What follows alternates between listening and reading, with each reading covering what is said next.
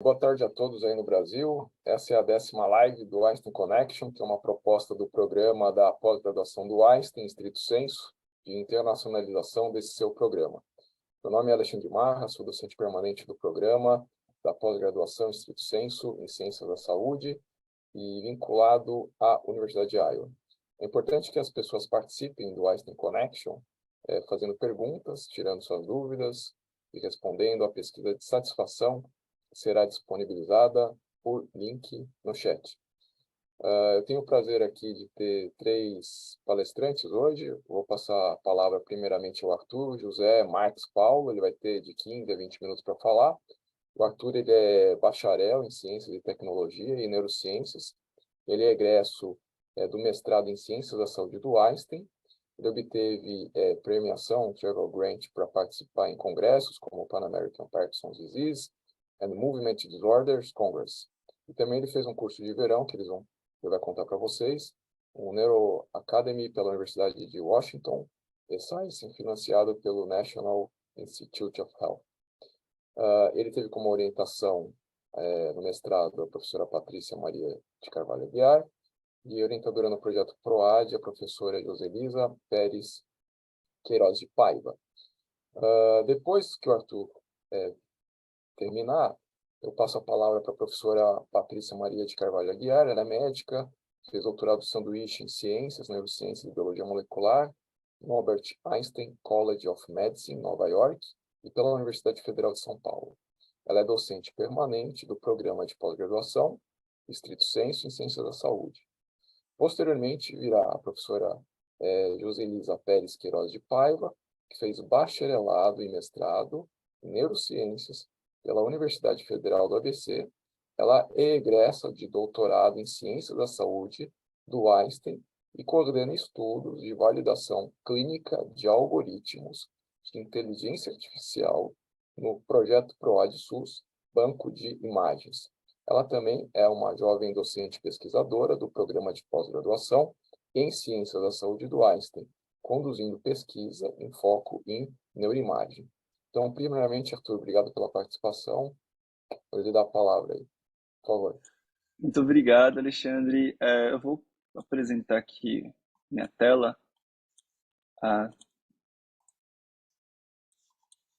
Vocês conseguem ver? Bom, então, obrigado pela apresentação, Alexandre. Eu vou falar um pouquinho sobre minhas experiências internacionais em neurociência dentro do curso de pós-graduação aqui do hospital. Eu sou o Arthur. Bom, eu tenho a graduação em neurociências pela Universidade Federal da ABC e aqui estou participando do projeto, né, a avaliação de conectividade nas distonias com a professora Patrícia e também estou junto do PROAD-SUS, do Banco de Imagens, com desenvolvimento de modelos Deep Learning aplicados à tomografia de cabeça. Bom, eu dividi aqui em 2 partes, né, uma parte para falar sobre essas experiências internacionais de pesquisa em neurociência e também uma parte falando sobre boas práticas e iniciativas Open Science e neuroimagem, que foi uma parte do curso, né, que eu fiz internacionalmente. E aí, se der tempo, né, eu vou adentrar um pouco mais e aprofundar nesses assuntos. Bom, então, pensando, né, por que a gente pensa em experiências internacionais, né? Por que experiências internacionais em neurociência?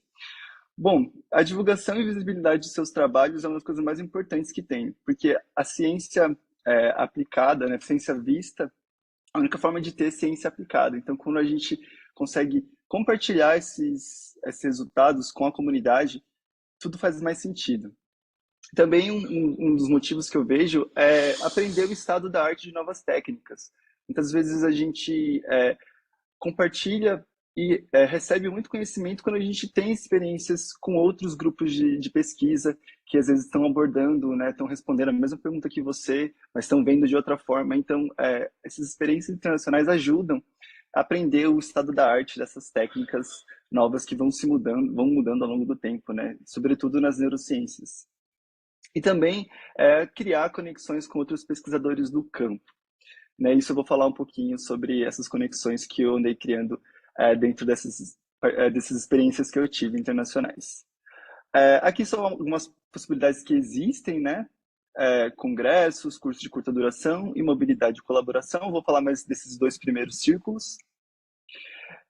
Bom, aqui eu estou mostrando alguns congressos, só congressos que são congressos e conferências de neurociência, né? Então, a dica que eu tenho aqui é conferir os congressos que existem dentro da sua área, porque, por exemplo, eu estudo transtornos do movimento junto com a Patrícia, e existem congressos específicos para transtornos do movimento. Às vezes, se tem outro grupo que estuda, por exemplo, autismo ou, por exemplo, Alzheimer, existem congressos específicos dentro das neurociências que vão fazer jus às áreas específicas. Então, é importante a gente entender quais são esses congressos e pesquisar se há financiamento de viagem para esses congressos. Eu consegui um travel grant para o PAS, que é um Pan American Section of Movement Disorders, e uma coisa que foi muito importante também para conseguir divulgar sobre o meu trabalho. Eu vou falar um pouquinho mais dele lá para frente. Também a dica que eu tenho é participar de congressos virtuais híbridos. Eu participei de um congresso que foi virtual, que foi esse FNews 2022. Ele aconteceu de forma...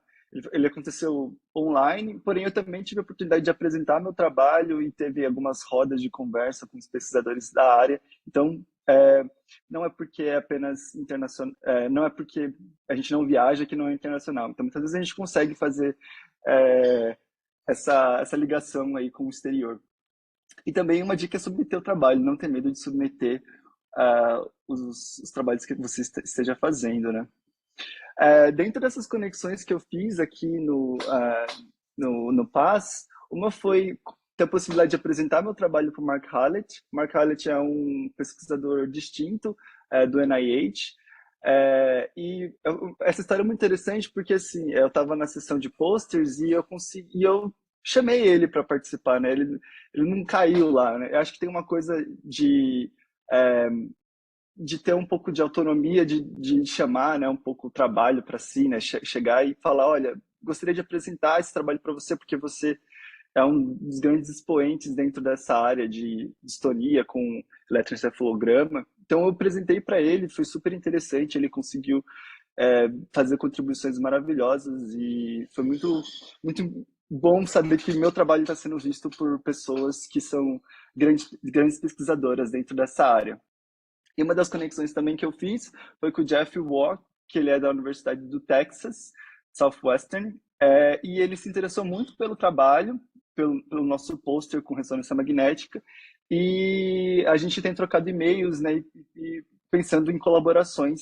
A gente está pensando em usar um pipeline dele no nosso dataset. Então, existem várias formas, que são duas pessoas que tive mais contato, mas assim, existiam várias conexões interessantíssimas dentro desse congresso.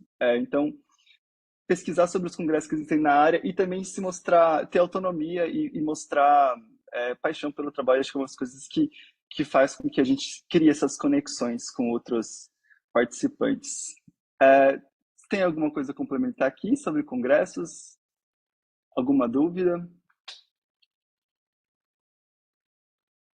Bom, então vou prosseguir. Tá excelente, excelente. Pode continuar. Bom, eu vou falar então sobre o Neuro Academy, que é pelo eScience Institute, pela Universidade de Washington. Esse Neuro Academy, ele é voltado para estudantes de neurociência, seja do mestrado, doutorado, pós-doc, que tenham interesse em analisar dados de neurociência à luz da ciência reprodutível e compartilhável. Então, ele foca mais em neuroimagem, mas também pessoas que trabalham com modelo animal, que trabalham com dados em geral de neurociência, podem se inscrever nesse programa. Ele oferece travel grants, então isso é uma coisa também muito importante. Ele oferece travel grants e oferece hospedagem, então e comida também. Então assim é uma coisa muito boa, assim, além do curso em si, mas as acomodações, tudo é muito bem feito ali, né? E as aulas são de excelente qualidade. E as aulas são divididas, é um curso de 2 semanas que é dividido em 2 etapas. A primeira etapa são aulas expositivas E a segunda etapa, a segunda semana, é a parte hands-on. Na hands-on, a gente faz um hackathon, que a gente desenvolve projetos em grupo para responder perguntas científicas.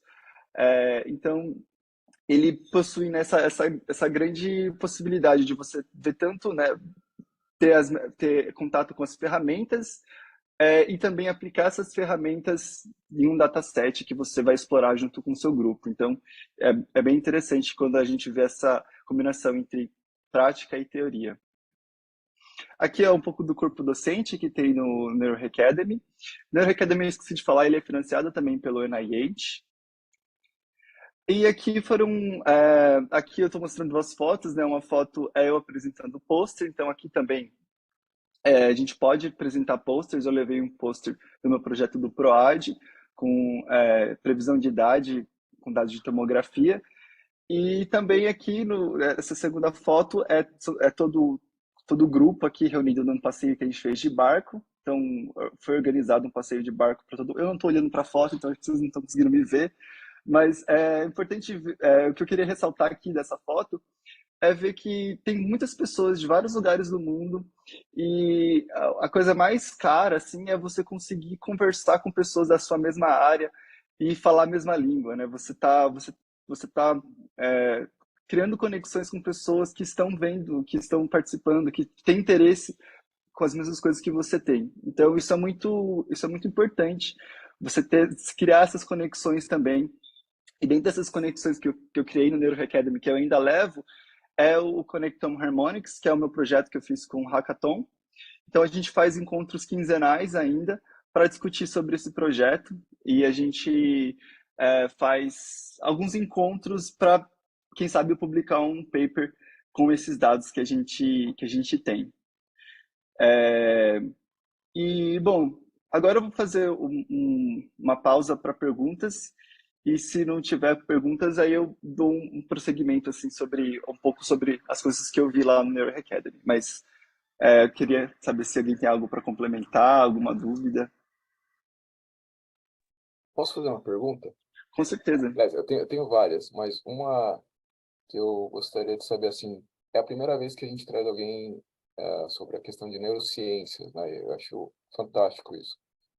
Com essa história da Covid-19, é claro, agora fica mais fácil da gente visualizar. Eu vi você no Zoom, né, com outros colegas que estudam no mesmo tema que você tem afinidade. Como é que você verifica essas conexões com outros pesquisadores antes da Covid-19 e agora? Ah, bom, eu acho que a Covid, com certeza, ela possibilitou e deixou mais fácil, mais simples o fato da gente conseguir fazer encontros híbridos ou encontros online. Então, o próprio Neuro Academy, ele tinha uma turma que estava vendo de casa, né? Então, todas as aulas eram transmitidas.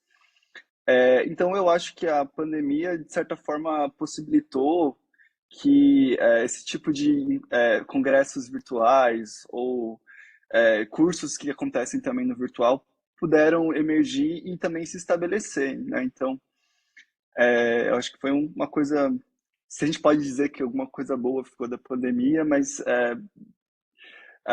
acho que essa conexão maior, assim, global, acho que possibilitou, mas não Desculpa, sei Arthur, essa foto que você mostrou foi de que data que você... Ah, Ah, não, desculpa. daqui? É isso.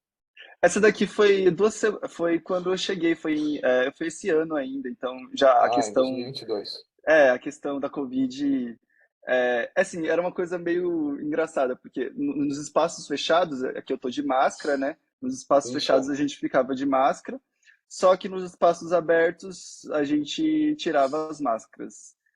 E também a gente fazia testes todos os dias. Então, uma coisa interessante lá é que eles disponibilizavam testes. Então, todo mundo, de certa forma, estava bem seguro, assim, porque todo dia a gente fazia os testes e todo mundo estava negativo lá. Então, mas ainda assim, a gente tinha essa precaução de colocar máscaras em lugares fechados.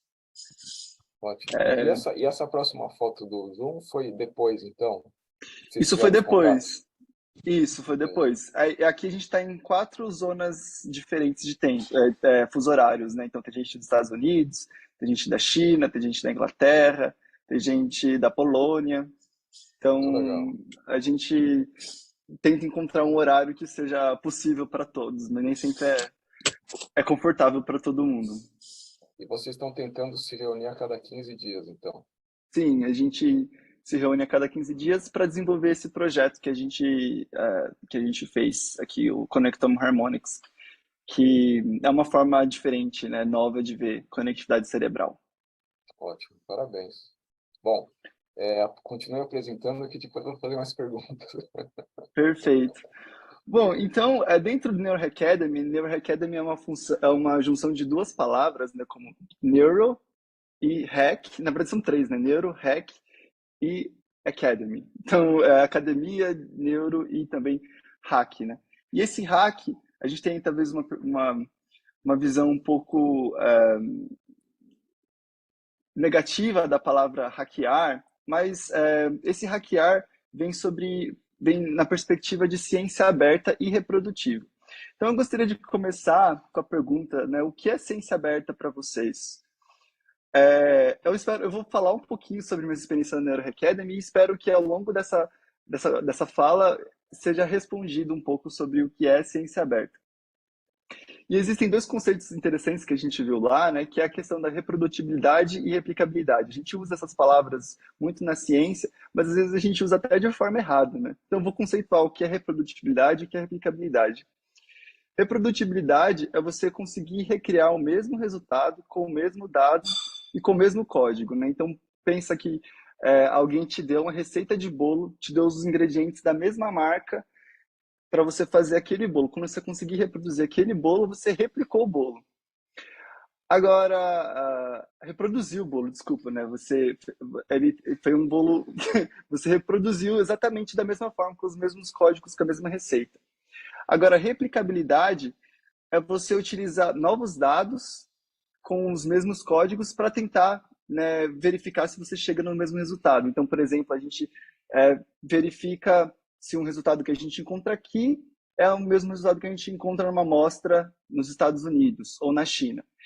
E usando o mesmo pipeline. Então, aqui a gente está falando de replicação de resultado, porque a gente está usando dados novos. Quando a gente usa dados diferentes, a gente fala em replicabilidade. Quando a gente usa os mesmos dados, a gente fala de reprodutibilidade. E aqui tem um diagrama interessante que foi mostrado lá também, que eu traduzi para português, que é meio que mostrando isso, né? Se a gente tem os mesmos dados e o mesmo código, a gente está falando sobre um resultado reprodutível. Quando a gente tem dados diferentes e o mesmo código, replicável. Quando a gente tem dados, os mesmos dados e códigos diferentes, a gente tem um dado robusto. Então, pensa que mesmo quando a gente varia um pouco o método e a gente chega no mesmo resultado, quer dizer que esse resultado é robusto. E quando a gente tem dados diferentes e códigos diferentes, a gente tem um resultado generalizável. E aí, dentro disso, tem um paper seminal aqui do John Ioannidis, que ele fala que a gente não pode confiar nos nossos dados, porque a maioria dos resultados publicados na ciência são falsos. Quem quiser investigar um pouco disso, tem esse QR Code aqui, aponta para o paper dele, e ele fala de três principais motivos que fazem com que os nossos dados não sejam verdadeiros, né? E ele aponta três motivos, que é a flexibilidade metodológica, estudos pequenos e o p-hacking e o p-phishing. O p-hacking tem a ver com vieses, né, do pesquisador, que, por exemplo, aponta determinada resultado, né, que ele escolhe reportar determinados resultados.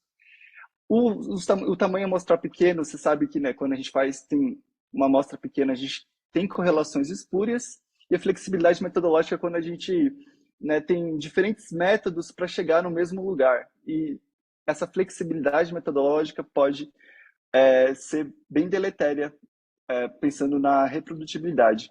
Então, por exemplo, minha área é em neurociência dentro da neuroimagem, e a neuroimagem ela uma ampla gama de tipos de dado, né? Mas, por exemplo, para ressonância magnética funcional, existem vários parâmetros para você, por exemplo, fazer algum tipo de processamento, né? Aqui é o pré-processamento. Então, olha quantas opções plausíveis que existem para cada uma desses passos que são necessários na ressonância magnética funcional. Isso faz com que tenha quase 69 mil possibilidades de opções plausíveis que você pode fazer, né? São 69 mil combinações. Então, isso cria uma dificuldade quando a gente tem muitas possibilidades, quando a gente tem uma flexibilidade metodológica muito grande. E uma das formas que discute-se lá no Neuro Academy é você fazer o pré-registro do estudo. Então, antes de você coletar o dado, você, apontar quais são os métodos que você vai utilizar, quais são suas hipóteses, porque a gente às vezes gasta muito tempo analisando, mas às vezes gasta menos tempo se planejando. Então, aqui é interessante que a gente intercale esse tempo de planejamento e de análise. Que quando a gente planeja bem, a gente consegue separar quais são as análises exploratórias das suas hipóteses. Também evita que a gente faça uma coisa chamada p-hacking, que é você criar hipóteses depois que os resultados já são conhecidos. E uma das coisas também que a gente que ele fala bastante antes de começar um estudo, é que dentro do termo de consentimento livre tem alguma cláusula, né, que preveja o data sharing. Bom, e assim caminhando a reprodutibilidade, né, eu vou falar algumas das ferramentas que a gente tem sobre reproduzir dados de neurociência e neuroimagem, mais especificamente. Aqui eu estou mostrando alguns datasets que são abertos, né, que a gente pode, por exemplo, fazer pesquisas. Então, por exemplo, eu quero ver autismo em crianças e dados de ressonância magnética. Eu consigo usar a plataforma chamada OpenNeuro e a gente consegue filtrar esses dados e, de repente, encontrar um dataset que seja o que eu estou buscando. Então, existem vários tipos, né, de dataset, como o Human Connectome Project, o UK Biobank. Então, esses dados, esses métodos, né, de busca, eles estão aí para serem utilizados. Uma das ferramentas que a gente tem também é fazer o defacing, né, desses dados de ressonância magnética. Isso ajuda para, por exemplo, não identificar participantes. Então, geralmente esses dados que estão no OpenNeuro, né, que são dados abertos, é feito defacing, então remove-se a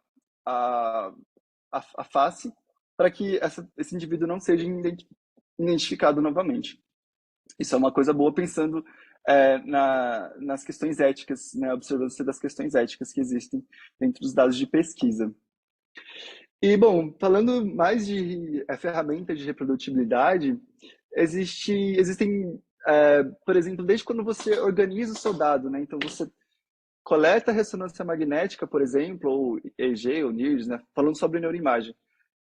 Você organiza de tal forma que outros pesquisadores vão conseguir ter acesso a esse dado, conseguir operar esse dado também. Então, a forma que a gente organiza aqui, por exemplo, aqui são as imagens da ICON, e aqui a imagem de cada sujeito está dividida entre anatômica, funcional, de difusão. Então, isso faz com que outro pesquisador, né, utilizando essa mesma estrutura, que é o BIDS, consiga sempre, né, ver da mesma forma, né, sabe que está organizado dessa forma. E alguns pipelines necessitam dessa organização para fazer análises. Então, a gente tinha falado lá atrás que existem várias formas de se analisar a ressonância magnética, e uma das iniciativas que existe para fazer isso de forma mais robusta e mais reprodutível é o MRI Prep, que utiliza a organização no formato BIDS para fazer o pré-processamento de ressonância magnética funcional. Isso faz com que você tenha um pipeline sempre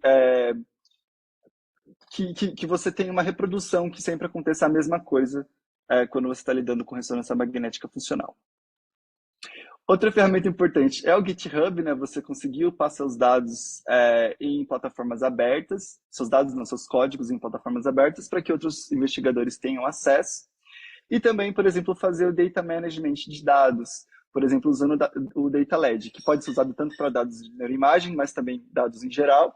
E aqui a gente pode lidar com grandes datasets sem precisar fazer o download deles inteiros na nossa máquina. Então, a gente consegue, por exemplo, fazer o download do Human Connectome Project, mas a gente consegue fazer um pré-processamento lá que não precisa baixar tudo.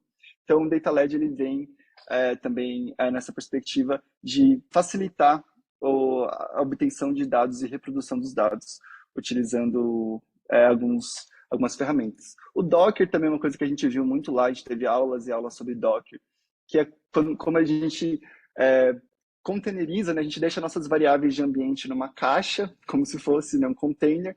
Então, por exemplo, eu estou aqui usando o MacBook, a outra pessoa está usando o Windows, com o sistema operacional Windows, outros estão usando o Linux. Tudo isso cria variáveis de ambiente diferentes. Então, se você vai fazer uma análise em neuroimagem, às vezes você está usando um software diferente, né, um sistema operacional diferente, vai criar resultados diferentes. Então, tem até um estudo, eu não coloquei ele aqui, mas que fala disso, né, que o simples fato de você usar sistemas operacionais diferentes criam resultados diferentes, né? Tem um efeito do sistema operacional. Então, aqui o Docker ele faz com que você armazene todas essas características dentro de um container e que você reproduzindo o resultado aqui ou em outro computador ou qualquer outro sistema operacional, você chegue nos mesmos resultados. Então, o Docker também vem aí para ajudar na reprodutibilidade dos dados. E aqui também falando sobre onde a gente pode armazenar os dados, aqui eu falei do OpenNeuro, então aqui é um lugar que a gente pode armazenar dados brutos, mas também às vezes alguns estudos não permitem isso, então a gente pode, de repente, colocar os mapas estatísticos de grupos em plataformas como o NeuroVault, ou também colocar coordenadas em plataformas como o NeuroSint e o BrainMap para fazer meta-análises, né? Porque meta-análises são coisas bem importantes dentro da neurociências, porque a gente sabe que nem sempre os resultados convergem. Então, quando a gente faz upload, né, quando a gente colabora com meta-análises também, upando esses dados em plataformas abertas, a gente ajuda para que mais estudos consigam ser feitos para fazer análises mais gerais, mais holísticas, né? Então, um dos obstáculos que a gente pode pensar, né, do data sharing, por que a gente não compartilha sempre os dados, né? Bom, muitas vezes é porque a gente tem medo que publiquem na nossa frente, ou que descubram erros, ou mesmo que isso tome tempo e trabalho. Mas eu queria enfatizar que a disposição de compartilhar os dados está associada à força de evidência e à qualidade de dados e qualidade dos testes estatísticos que são realizados. Então, você está disposto a compartilhar os dados mostra que realmente os seus resultados estão chegando próximo à verdade. E, bom, estou chegando quase no final aqui, mas falando sobre a ciência aberta, né, sobre por que a gente faz data sharing, né, quais são as vantagens do data sharing, é maximizar a colaboração dos participantes de pesquisa. Então, quando o participante vai lá, ele vai ficar o tempo lá, ele vai doar o tempo dele para fazer parte da pesquisa. Esse tempo vai ser maximizado, então outras pesquisas podem ser feitas, né, não apenas uma. Melhora a reprodutibilidade e também financiadores e revistas podem exigir. Então, por exemplo, revistas de alto impacto, como a Nature, a Science, todas exigem que esses dados eles sejam abertos, que você compartilhe esses dados e os pipelines, né? E dentro disso tem um acrônimo aqui que é de data sharing, né, que é da ciência aberta, que é a necessidade de um FAIR, que os dados sejam encontráveis, acessíveis, interoperáveis, então outros investigadores podem também fazer essa mesma análise, e também que eles sejam reutilizáveis, que outros estudos consigam utilizar, seja em meta-análises ou refazer o pipeline. Além desses 4 fatores, também tem a questão do compliance, né, que é a observância das questões éticas e institucionais que governam aquele dado. Também a gente também tem que observar essas questões quando a gente vai pensar em data sharing. Bom, aí agora eu estou chegando no final, né? Eu refaço a pergunta, né? O que é ciência aberta para vocês? Eu espero que vocês tenham ido comigo nessa jornada e ter entendido que ciência aberta não é só você disponibilizar os dados. Ciência aberta vai desde da forma que você organiza os seus dados, da forma que você reporta os seus códigos, disponibiliza eles, para que a ciência seja reprodutível e que você chegue mais perto da verdade. Então, a ciência aberta nada mais é do que as melhores práticas científicas. Bom, eu cheguei aqui ao fim dessa minha explanação sobre o Neuro Academy, sobre minhas experiências internacionais. Aqui estão os meus contatos e estou aqui aberto a perguntas e também a complementações que vocês possam fazer aqui e contribuir para essa Einstein Connection. Muito obrigado a todos pela atenção. Excelente, Arthur. Eu que agradeço, viu? Foi muito bom mesmo. A gente vai, então, passar a palavra para a doutora Patrícia e a seguir a Joselisa. E aí a gente faz as perguntas que eu acho que vocês três podem contribuir conjuntamente. Por favor, doutora Patrícia. Parabéns, Arthur, pela apresentação. Eu vou, antes de falar um pouco da minha experiência, eu vou complementar um pouquinho o que o Arthur falou, até para não perder o gancho, né? Assim, como orientadora, a gente vê a importância do próprio aluno ter a iniciativa de procurar congresso, de participar. Então, uma coisa que eu sempre oriento, né, quem está na pós-graduação, não espere seu orientador ficar implorando para você participar de congressos. Você, né, como está estudando a área, você sabe quais são os maiores congressos, então tem iniciativa própria de participar. E em termos de financiamento, a gente sabe que é complicado, existe possibilidade de travel grants, como o Arthur já mencionou. O seu próprio orientador, às vezes, tem algum grant disponível para financiar alguma viagem, ou não seja viagem completa, mas a inscrição no congresso, né, que a gente sabe que mesmo no Brasil não está tão simples assim a gente participar de congresso, as bolsas às vezes não são suficientes para cobrir os custos. Então, essa acho que é uma oportunidade única, né? O Arthur mencionou diversas vantagens que a gente tem de fazer o networking, de ver coisas diferentes e de ter o nosso trabalho criticado por pessoas fora do grupo, que é muito importante a gente ter a visão de outras pessoas sobre o nosso trabalho. E, bom, então, acho que sobre a participação em congressos internacionais é extremamente importante, como o Arthur já mencionou, as diversas vantagens. Cursos também, cursos de curta duração, eles são bastante benéficos, e vários deles oferecem bolsas para jovens pesquisadores. Agora, sobre a parte de ciência compartilhada, a única coisa que eu tenho a dizer, assim, de tudo que o Arthur colocou, né, das vantagens e da importância da gente compartilhar dados, é que a gente aqui no Brasil ainda tem um entrave muito grande, né? Então, às vezes a pessoa que não tem a vivência de ter escrito o projeto, de ter lidado com o CEP, com o CONEP, não sabe das dificuldades da nossa legislação. Eu me reúno frequentemente com o CEP, com o pessoal da CONEP também, porque a gente às vezes quer colocar um projeto, a gente quer compartilhar dado, e tem muita trava na legislação brasileira. Então, tem gente que fica xingando o CONEP, não é o caso, a culpa não é da CONEP. A legislação brasileira dificulta bastante a gente compartilhar dados. Então, e mesmo tem questões tecnológicas aqui no Einstein, a gente está vendo cada vez mais isso de, às vezes, não poder compartilhar ou puxar dados ou enviar dados para um servidor externo. Então, todas essas coisas, antes de você desenhar seu estudo, você tem que ter em mente, conhecer muito bem a legislação do seu país. Na dúvida, né, senta com o pessoal do comitê de ética, discute de que forma que você pode desenvolver aquele projeto. E isso é bastante importante. Infelizmente, a tendência mundial é que a gente comece a trabalhar com grandes bancos. Isso está cada vez mais frequente, só que isso vai requerer uma mudança na nossa legislação, né, para a gente compartilhar uma série de dados que a gente gostaria e nem sempre é possível. Bom, não sei se alguém quer comentar alguma coisa nesse sentido. Oi, gente. Parabéns, Arthur. Eu fiquei com dúvida, assim, eu nunca participei, né, de um congresso internacional. Aí eu fiquei com dúvida, assim, a passagem, hospedagem, tudo é financiado pela bolsa? Como que funciona, assim? Se puder falar um pouquinho mais. Sim, isso depende de cada congresso. O que eu participei, que foi o congresso mesmo, que foi o Pan American Section, eles disponibilizaram a passagem e a hospedagem a gente tem que pagar por recursos próprios ou às vezes por recursos institucionais daqui do Brasil. E acho que você Mas ganha inscrição também, né, Arthur? Se eu não me e engano. também ganhamos a inscrição. E essas inscrições geralmente são caras, né? Coisas de $200. Então, para a gente, né, o preço do dólar realmente está muito caro. Então, a gente consegue, dependendo do congresso, a gente consegue os grants da passagem. O Neuro Academy, por exemplo, que, Camila, você com certeza se encaixaria muito, eles disponibilizam a passagem e também a hospedagem. Então, e também a alimentação. Então, assim, acaba sendo tudo, assim, né? A gente acaba indo pronto para para fazer, né, só para estudar.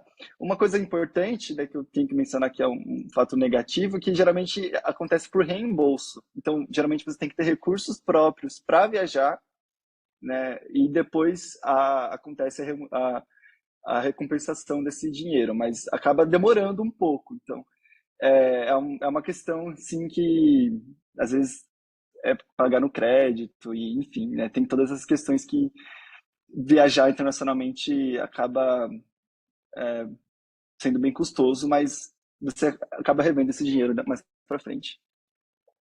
Entendi, obrigada. De nada. Bom, eu vou falar que a gente já está meio adiantado no tempo, eu vou falar rapidamente. Eu tive duas experiências durante a minha pós-graduação, né, tanto durante o doutorado quanto pós-doutorado. Foram duas experiências bem diferentes, mas as duas foram ótimas. Uma foi acadêmica, totalmente acadêmica, e outra foi fazendo pós-doutorado em indústria, que eu acho que é uma oportunidade que também poucas pessoas olham. Mas a minha experiência de pós-doutorado, eu fiz um doutorado sanduíche pela Unifesp e pelo Albert Einstein College of Medicine. Naquela época era muito mais difícil a gente conseguir esse tipo de oportunidade. A gente estava nos primórdios da internet, digamos assim, então você tinha que, né, não era uma carta à mão, já existia e-mail, mas você tinha que ir atrás do seu orientador e eu tive a iniciativa, eu sabia que eu queria estudar aquilo, e eu falei, quem que é a maior autoridade no mundo? E fui atrás dessa pessoa, na época eu queria estudar genética de distonia, praticamente não tinha muita linha de pesquisa em biologia molecular no Brasil, e aí eu me candidatei a trabalhar com a doutora Laurie Ozelius, ela estava em Harvard na época, demorou apenas 6 meses para responder ao meu e-mail, porque ela estava de mudança para o Albert Einstein College de Nova York, então o e-mail ficou meio perdido na caixa dela. Então, essa é uma dica, né? Não desistam se aquele seu orientador que você quer, com quem você quer trabalhar não responder de primeira, né? Tente novamente. E foi uma experiência muito boa. Eu fui como bolsista da CAPES, foi um doutorado sanduíche. A bolsa não era suficiente para custear para o custo de vida de Nova York, né? Uma bolsa. Então, você tem que ter uma provisão financeira ou conseguir, às vezes, talvez uma complementação, mas a CAPES nem sempre permite uma complementação. E muitas universidades, às vezes, oferecem subsídio, pode te dar um alojamento, né? Ou, às vezes, refeitório. Então, isso varia muito de lugar para lugar. A minha ideia era ir fazer meu projeto de doutorado, ficar 1 ano, que era a bolsa, e voltar para o Brasil. Mas eu terminei o meu trabalho de doutorado muito rapidamente, em poucos meses já estava tudo feito, escrevi minha tese em poucos meses, e ela perguntou se eu não gostaria de continuar, então eu acabei me envolvendo em mais 5 projetos, a CAPES autorizou que eu ficasse lá por mais tempo, né? No 2º ano não foi mais custeado pela CAPES, a CAPES falou, bom, desde que a gente não tenha que pagar nada, então você pode ficar aí. E foi uma oportunidade muito boa, porque eu me envolvi com vários projetos, a gente acabou fazendo a descoberta de um gene bem importante também relacionado às distonias, e eu acabei ficando por quase 4 anos lá. Mas deu tudo certo e até hoje eu mantenho colaborações com ela e com outros pesquisadores da área também.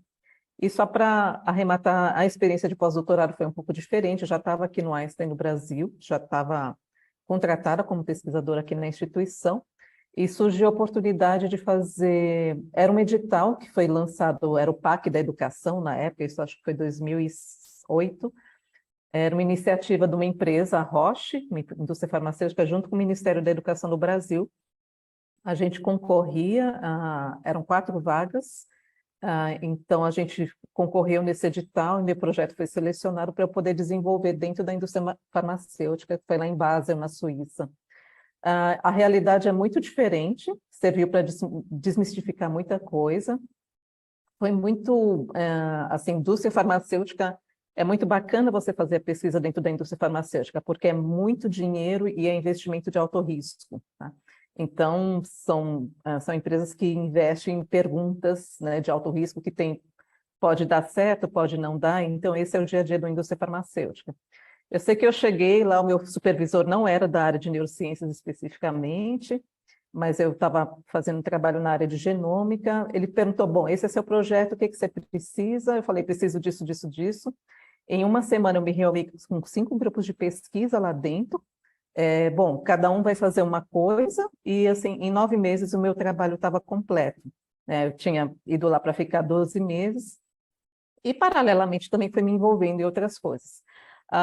É muito interessante o ritmo de trabalho e o mais bacana é que você tem direito de errar, né?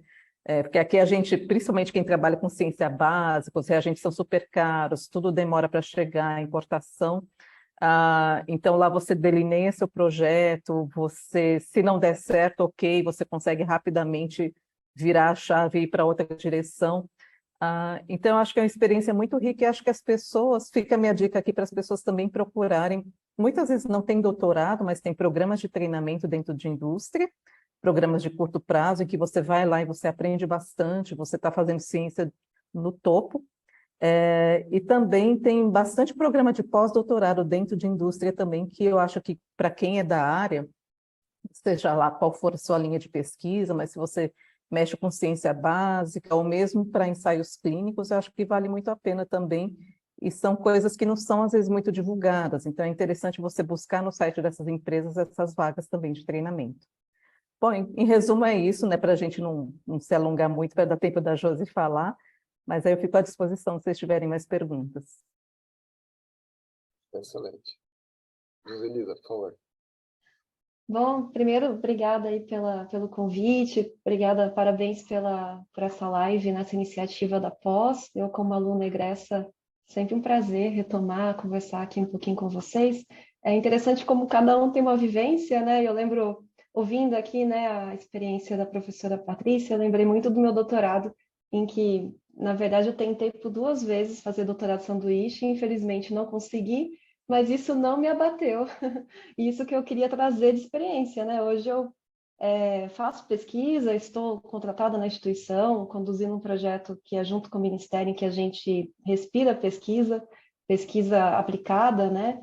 E então, para mim, se eu tivesse, sabe, caído nessa falácia de que, puxa, eu não consegui fazer sanduíche, claro que é uma experiência e tanto, e quem sabe um dia, né, faça um doutorado, um pós-doc fora, mas o fato de eu não ter conseguido naquela época a bolsa fez com que eu corresse atrás de alternativas. E muitas delas foram essas summer schools. Então, eu acabei indo para a Alemanha, para o Canadá, para Portugal, para sul da França, com travel grants, né? E também para Seattle, nesse Neuro Academy, né? Que o Arthur trouxe um pouquinho para vocês, que foi também um grande evento para mim. Eu aprendi muito, né? E trouxe muito do que eu hoje pratico de pesquisa, foi o que eu aprendi lá, esse pensamento, né, da ciência aberta, que hoje está bem mais sendo falado, e quando eu fui há 4 anos atrás ainda era uma coisa bem nova, né? Então, legal ver, né, como que nós somos também disseminadores, né? Quando a gente volta de um evento como esse, de uma experiência internacional, eu acho que a gente, principalmente como pesquisador brasileiro, a gente tem mais ainda esse dever, né, de compartilhar não só com os nossos alunos, grupos de pesquisa, mas com todos, né? E eu me sinto agora que eu estou começando minha carreira, né, de pesquisadora, ainda sou uma jovem pesquisadora, né, aprendendo muito a cada dia, mas o que eu realmente costumo tentar trazer para todo mundo que me procura é justamente essa fala de não se deixa abater pelas dificuldades. Fazer pesquisa, fazer ciência é, por si só, um ato de coragem, né? A gente tem que ter muita resiliência em tudo que a gente faz, seja aqui no Brasil ou fora, mas quando a gente busca, né, essas oportunidades, muitas vezes bate uma insegurança, aquela síndrome do impostor, famosa síndrome do impostor, né, que a gente pensa, puxa, mas eu acho que eu não tenho um trabalho tão relevante assim, ou então, eu não falo inglês tão bem, tecnicamente eu não vou, a concorrência é grande, né? Então, eu apliquei para muitas escolas, apliquei para vários travel grants, recebi muitas negativas, não foi assim, de início, eu lembro que eu fiquei pelo menos os 2 primeiros anos escrevendo muita carta de intenção, né? Inclusive, isso é algo que eu recomendo que vocês pratiquem, porque existe um aprendizado também de você se inscrever, né? Muitas vezes você tem que escrever uma carta dizendo por que você quer, qual a sua motivação, o que você busca para a sua carreira, o que você pretende trazer de volta quando você, né, voltar para o Brasil. Então, isso tudo a gente vai aprendendo on the go, né? Você vai testando, errando, e a cada interação você entende melhor o processo.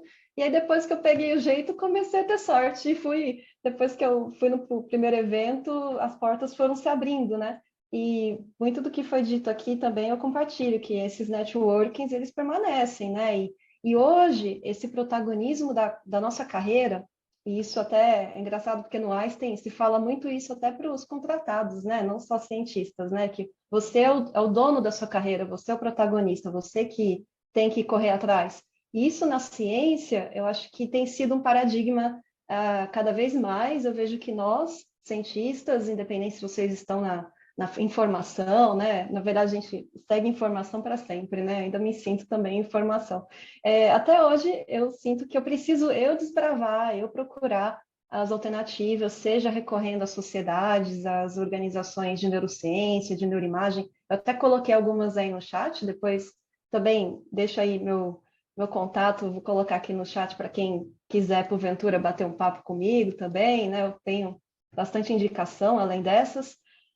A gente tem que correr atrás e também agora, com esse momento mais remoto, né? Eu acho que as oportunidades se multiplicaram. Você não precisa necessariamente, muitas vezes, alguns colegas eram, por exemplo, mulheres que eram mães, não poderiam fazer um sanduíche fora naquele momento, mas hoje você pode procurar um pesquisador que tem a mesma área sua e dizer que você tem interesse de participar de uma reunião ou outra, né? Muitas vezes existem lunch learnings que você pode participar também de maneira híbrida.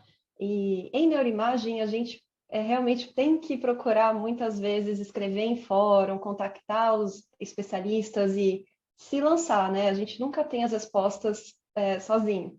Então, é uma área bem de cooperação, né? A gente precisa, de fato, até esse open science, além do data sharing, acho que tem o knowledge sharing, né? Você tem que compartilhar o seu conhecimento o tempo todo. Então, mesmo hoje, estando no Brasil, atuando no projeto brasileiro para o Ministério da Saúde, a gente tem no projeto diversos parceiros internacionais com quem a gente faz frequentemente reuniões.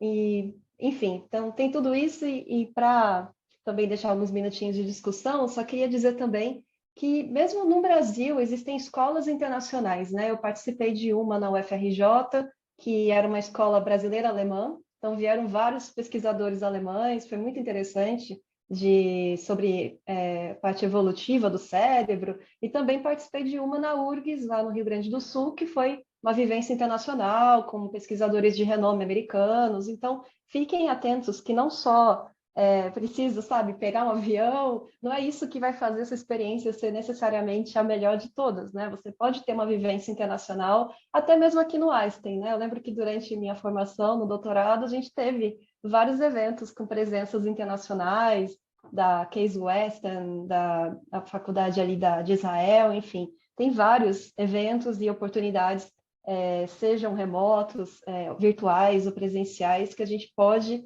e deve correr atrás e se lançar. Então, acho que. E de resto, eu só queria parabenizar o Arthur, porque sou suspeita de dizer, né? Mas o Arthur, para mim, é essa representação da pessoa que se joga, né? Esse protagonista que está levando. Ele vai atrás, né? Corre atrás e por isso está colhendo os louros, né? Parabéns. Obrigado, Josi. A Josi, só queria fazer uma propaganda aqui. Ela que me falou do Neuro Academy, né? Porque ela tinha participado. E ela me incentivou a me inscrever. E eu tava com essa sabotagem aqui, né? Ah, não, é muito concorrido, eu não vou conseguir. E me submeti e deu certo, né? Aconteceu. Então, é tentar se jogar um pouco mesmo, porque vale a pena. Não se subestimar, né? Que É, a gente que é brasileiro fica, será, né? verdade. Não, excelente, viu? Parabéns a vocês três, ao Arthur, né? Mas também as orientadoras do Arthur, né? Ele teve a sorte de ter duas excelentes orientadoras. Então, eu gostei de tudo que vocês falaram, vocês abordaram muito bem esse Einstein Connection. Cada Einstein Connection, um é diferente do outro. E vocês conseguiram também mesmo não tendo visto as outras edições, ficou muito legal, bem agradável, assim, a condição que vocês fizeram. O que a doutora Patrícia falou é verdade, né? O aluno tem que ter autonomia, mas além da autonomia do aluno, tudo isso que aconteceu com ele acabou de falar da questão, né? De o quanto que vocês influenciaram também para que ele fosse atrás desses congressos, dos travel grants. Então, isso também é importante, né? A boa influência que o mentor faz nos alunos. Eu também só acabei estudando fora, claro que também tem muito da iniciativa pessoal, mas por conta dos meus mentores, né? Pelas experiências passadas que eles tiveram de estudarem e também do ambiente que a gente acaba vivendo, né? Então, a Patrícia, né, ela fez na Unifesp, eu também fiz. Então, na minha área em infectologia, vários docentes tiveram experiências fora, né? Então, isso vai contagiando o ambiente. Vocês estão contagiando o ambiente aí do Albert Einstein, né? Tô vendo aí a Patrícia tá no prédio novo, tá super bonito. Vocês acabam contagiando, porque esse ambiente precisa de pessoas altamente qualificadas como vocês, né? Então, parabéns mesmo. Então, eu queria abrir para as perguntas. Vocês podem fazer perguntas para vocês mesmos, se quiserem, ou o público. Eu vi que a Roselize escreveu, né, para quem se interessar, conduzir pesquisas em neurociências, neuroimagem, sugiro acompanhar os eventos das seguintes organizações. Ela colocou, então quem quiser também, tá aí a dica da Roselize. Alguém tem alguma pergunta?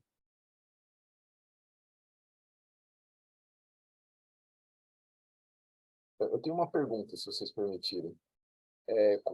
Eu gostei quando o Arthur falou no começo, assim, sobre neurociências, né? Qual que seria o papel, então, divulgação e visibilidade para os trabalhos, certo? E hoje em dia, cada vez mais as revistas, elas buscam atrair a atenção do leitor, e é claro que as revistas, elas querem aumentar o seu fator de impacto. Uma coisa que tem que me chamar a atenção é que as revistas, elas têm pedido muito aquele visual abstract. Até fui ler sobre o visual abstract. Tem muita ciência por trás disso, né? Como montar um visual abstract. E vocês, neurocientistas, como é que vocês veem isso? Como que vocês fazem para divulgar o trabalho? Qual seria a dica que vocês dariam para nós? E a minha segunda pergunta, eu vejo que esses visual abstracts, eles são integrados nessas mídias digitais, então Twitter, por exemplo. Então fica aquela coisa assim, o editor da revista ele já twitta, vejam esse artigo, ele coloca o visual abstract e um fica tweetando o outro, e aí um dos coautores que eu participei de uma revista falou, olha, twitta esse negócio porque as portas vão se abrir para você na revista tal. Tá bom, tuitei, não aconteceu nada, mas quem sabe no futuro isso aconteça. Então eu queria saber a opinião de vocês em relação a essas duas perguntas. O Visual Abstracts e mídias digitais com relação às publicações em revistas internacionais. Eu posso... Alguém quer falar? Eu posso. Eu acho que, assim, sem dúvida, hoje a informação é muito visual e muito rápida, então a gente precisa estar no formato digital, e os video abstracts vieram contribuir nesse sentido. Tem o lado ruim também, né, porque que nem a gente fala, bom, ler trabalho científico não é ler só o resumo, né? Então fica às vezes aquela coisa superficial, ou a informação é propagada de uma forma, a interpretação da informação é propagada de uma forma errada, principalmente se for numa mídia leiga, né? Mas eu acho que é uma coisa que está aí, é uma coisa que veio para ficar, e eu acho que sem dúvida é um chamariz, e te expõe, né? Expõe o seu trabalho, mas expõe a tudo quanto é tipo de... tem as vantagens, né, de expor a comunidade científica, então aquelas pessoas vão te procurar e vão se aprofundar mais na sua linha de pesquisa, e pode também ajudar a desenvolver um networking. E tem o trabalho que, às vezes, aquela informação pode ficar não tão bem interpretada assim.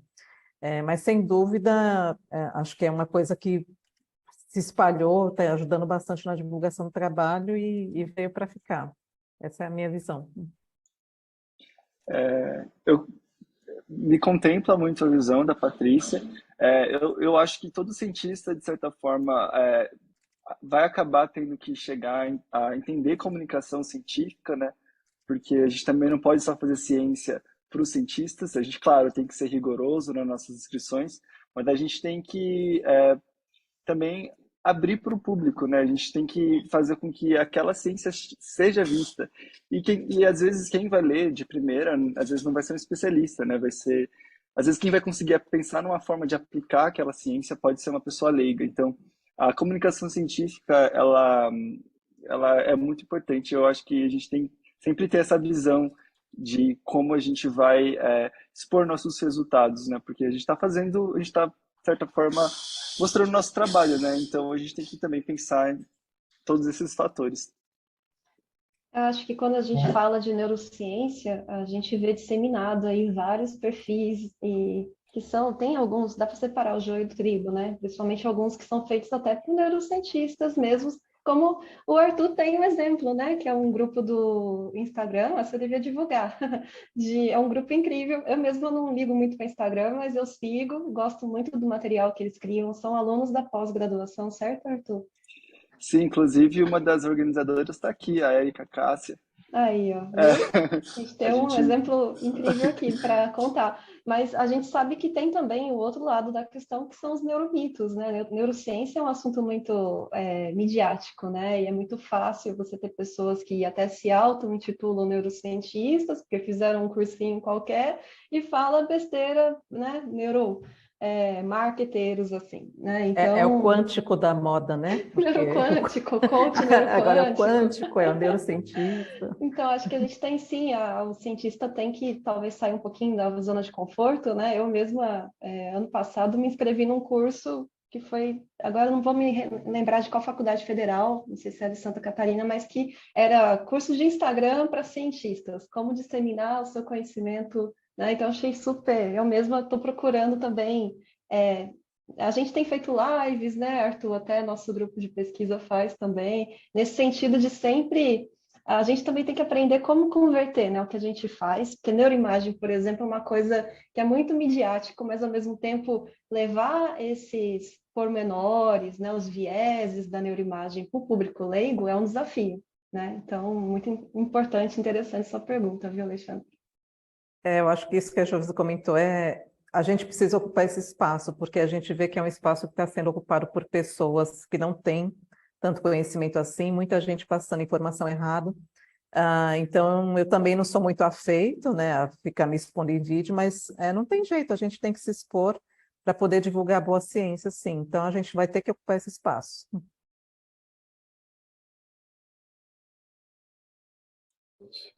Obrigado. Eu acabei de anotar aqui, é o Instagram Neuroscience Network. Vou começar a acompanhar também.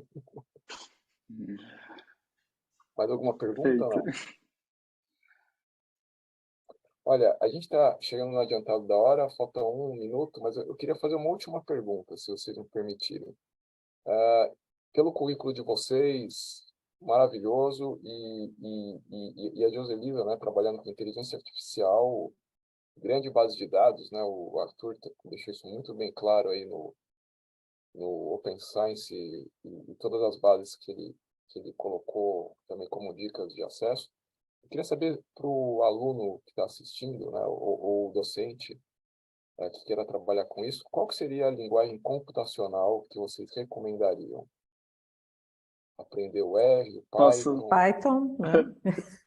Acho que é mais. O Python, o Python. Python ele está em tudo. Hoje em dia é uma linguagem que tá assim, especialmente todos os dados, né, e também neuroimagem estão sendo feitos pacotes, né, para Python, para inteligência artificial, para neuroimagem. Então, assim, eu recomendaria, se fosse, né, começar uma linguagem hoje, seria Python. Eu, infelizmente, comecei outras linguagens, né, tive que fazer esse trabalho de tradução. É claro que é mais rápido, né, quando você aprende, você vai traduzindo, mas se fosse para começar uma língua hoje, eu aprenderia Python, de Eu fato. corroboro aí com o Python, mas eu só queria também trazer um ponto que muita gente, quando pensa em inteligência artificial, fica nessa expectativa de, puxa, eu vou virar programador. E, na verdade, a gente vê na prática, no nosso projeto, né, do PROAD, o quanto, na verdade, a gente necessita também de diversas perspectivas e conhecimentos. Então, temos médicos, especialistas naquele assunto, enfim, diversos atores que não são só da ciência de dados. Então, não se inibam porque vocês não ainda conhecem Python, não têm nenhuma noção muito grande de programação em si. Existem vários eventos como hackathons que vocês podem participar para entender bem como que funciona. E, inclusive, o Einstein, né? A gente teve, ano passado, o Einstein Frontiers, que foi um evento que propiciou essa colaboração, né, multidisciplinar. Então, é uma dica também. Excelente. Você quer falar alguma coisa, doutora Patrícia? Não. E agora que você falou do Python, que é a dica, e como é que esse aluno ele poderia ir atrás do Python? Dentro do Einstein, então, tem curso para eles fazerem? Tem muita coisa online gratuita, né? Online. Então, é uma linguagem muito disseminada, acho que facilmente acha curso na internet, ou cursos de baixo custo também. Eu Existe mesmo, no Coursera, né, Arthur? Aquele eu ia lá, que falar, é ótimo. eu mesmo fiz esse curso do Coursera, que é Começando a Aprender com Python. Então é bem introdutório, é ótimo para quem está começando. Então vai desde o zero de programação até níveis mais avançados. Então, e também no Coursera você consegue printear uma bolsa, né? Você consegue que seja gratuito, mas você tem que fazer uma requisição, você tem que explicar por que você quer fazer esse curso. Mas geralmente as pessoas conseguem, então E se você não quer o certificado, você faz o curso gratuito mesmo. Aqui tem algumas restrições, por exemplo, as provas, né? Você não consegue enviar as tarefas, mas acho que já é um bom começo. com É isso aí, o certeza. Coursera é uma ótima dica, né? A Udemy também tem cursos com baixíssimo custo, R$ 30, você paga um curso. Sim. Olha, pessoal, excelente. Eu gostei muito, vocês preencheram as nossas expectativas. Foi muito bom mesmo. Parabéns aí, muito obrigado, viu? Então, assim, a gente vai finalizar, tá? Só queria agradecer mesmo a participação do Arthur, Joselisa, a doutora Patrícia. Foi muito bom. Se houver alguma pergunta, a gente sempre tenta responder, né? Eu, a Jaciele, mas se a gente não conseguir responder, a gente encaminha por e-mail para vocês nos ajudarem, tá bom? Tá Muito ótimo, obrigado obrigada mesmo, pela viu? oportunidade. Eu que Muito agradeço. obrigado, Alexandre, pela Nós que oportunidade. agradecemos. E a Abração. Até uma pós-graduação próxima. também. Obrigado. Obrigada a você, Jaciel.